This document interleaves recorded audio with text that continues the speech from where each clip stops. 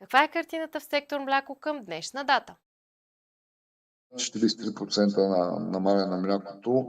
Това е така, защото има няколко появили се така нови или увеличили капацитета си по-големи ферми, индустриални ферми, които частично заместват една част от дребните стопани, които са спряли да се занимават.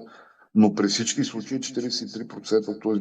близо на половина суровината, която се произвежда в България, да е паднала за последните 2-3 години, това е много неприятна статистика.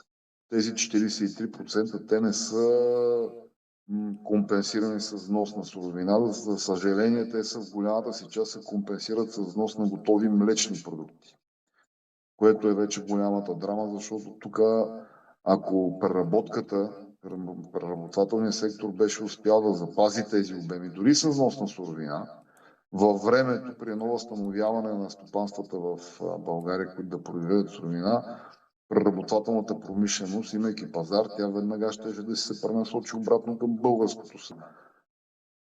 Проблема е, че спада на суровината кореспондира също така с намалени обеми на производство на български млечни продукти и тяхната продажба, тъй като имаме сериозно увеличен внос на млечни продукти от Европа.